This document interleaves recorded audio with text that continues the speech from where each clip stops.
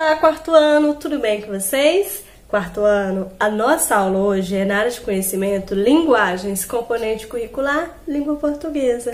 Abra um livro na página 36, que fala sobre noticiário. E aí, você já assistiu algum noticiário?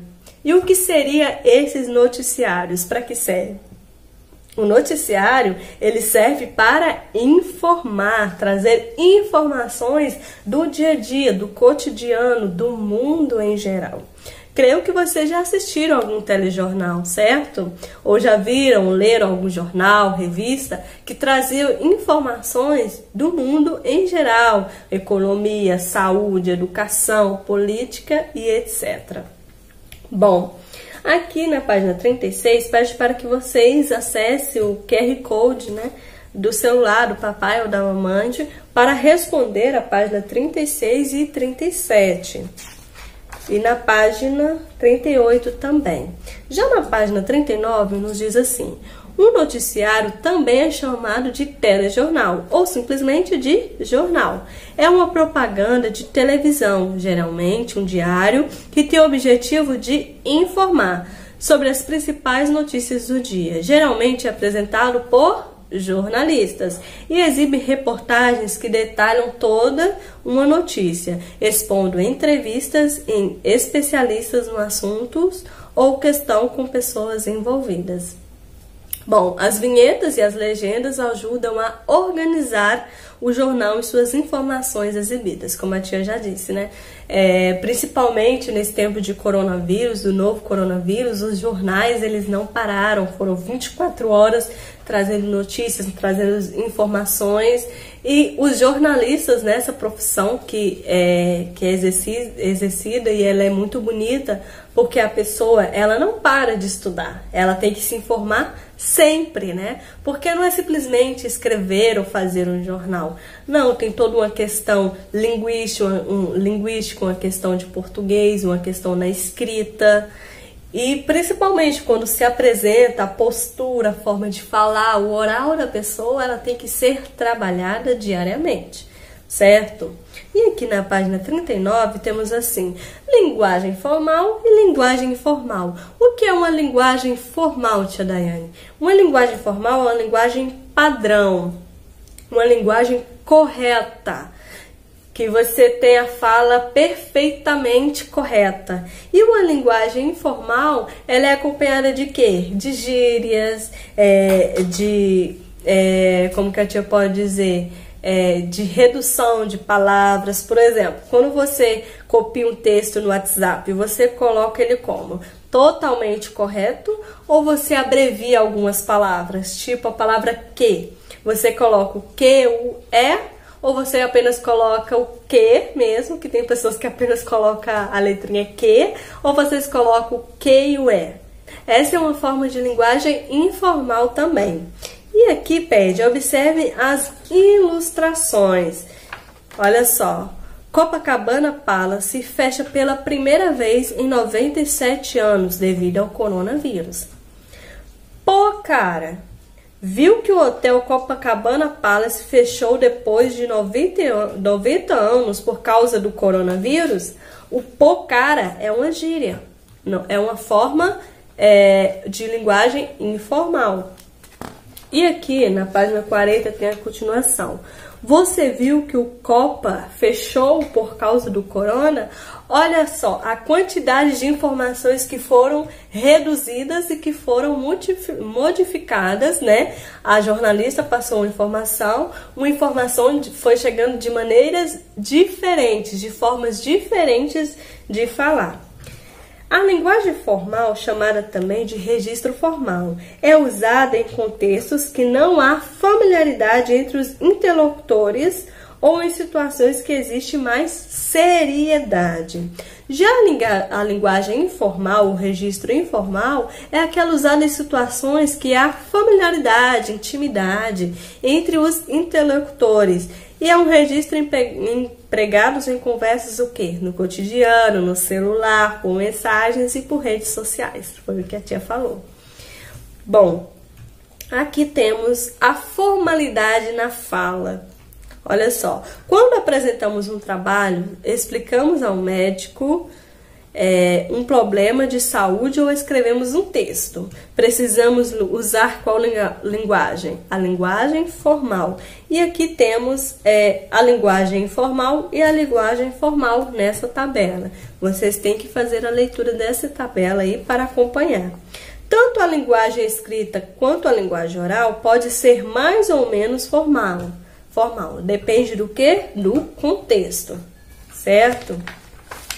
Aí vocês vão tentar fazer essas duas atividades na página 42 e 43. E vamos para a página 44, que é a continuação das atividades.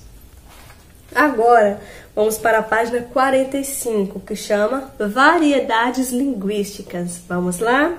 Leia a tirinha a seguir. Para mim, pode ser uma porção de aipim. Eu aceito uma mandioca, por favor. Vou querer de macaxeira. Eu adoro. Macaxeira, mandioca e aipim são nomes diferentes da mesma planta. Esse toco aí... Ok. E aí? Essa é a variação linguística.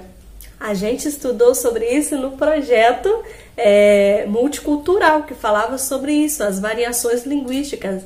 Cada estado tem a sua maneira diferente de falar, cada região se pronuncia diferente. Na terra da tia fala-se mandioca, aqui no Rio fala aipim, certo? Essas são as variações linguísticas. Um exemplo, a tia vai dar outro exemplo. Onde a tia mora chama-se pão de sal, aqui é pão francês, em outros lugares é cacetinho. E aí? Vocês percebem as diferenças linguísticas que há em diferentes estados e regiões? É bem presente no nosso cotidiano. Página 46. Esse fenômeno é chamado variação linguística. Muitos fatores podem originalizar uma variação, como gênero, situação social e nível de escolaridade. Bom, variação geográfica está localizado ou relacionado ao lugar, à língua e à fala. Variação histórica está relacionado ao tempo. Antigamente usava-se vós-me-se. Hoje usamos o você. Então ali foi se modernizando, certo? A variação social. Se essa pessoa conversa que tem um vocabulário mais rico, também é notável a diferença de palavras, certo? E a variação situacional, que está relacionada ao uso da linguagem formal ou da linguagem informal. É quando você está naquele grupo de amigos, né? Você pode se soltar, falar da maneira que você sabe o que você quer. Chamamos de variedade padrão ou norma culta, a variedade com a formalidade das nossas línguas. Falou? Tá falado. Essa é uma maneira de expressar variações linguísticas. Página 47. Preconceito linguístico. E aí, vocês acham que existe preconceito na forma que algumas pessoas falam? Com certeza, não é mesmo? Observe a tirinha a seguir. Tá se olhando no espelho, Zé Lelé?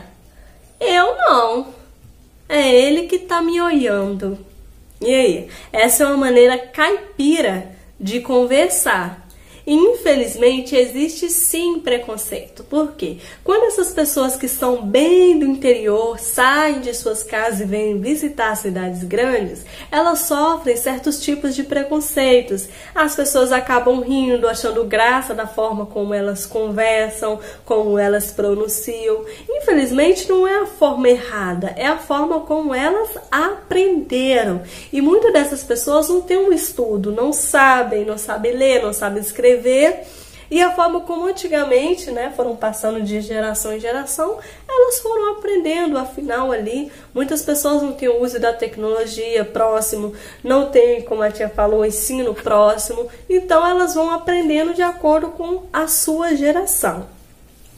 Chama-se de preconceito linguístico a atitude de julgar ou discriminar alguém em razão da forma como se comunica, seja oralmente ou por escrito. Se essas pessoas que falam errado e elas têm uma leitura e mesmo assim falam errado, elas também têm o procedimento de escrever errado. Isso acontece, como a tia falou, quando aquelas pessoas que são do interior, que são chamadas de caipira, saem de suas cidades e vêm para cidades grandes. Infelizmente tem sim esse preconceito. Bom, agora vocês vão tentar fazer a atividade da página 48 até a página 49. E vamos para as fichas de atividade, que está na página 21 até a página 28.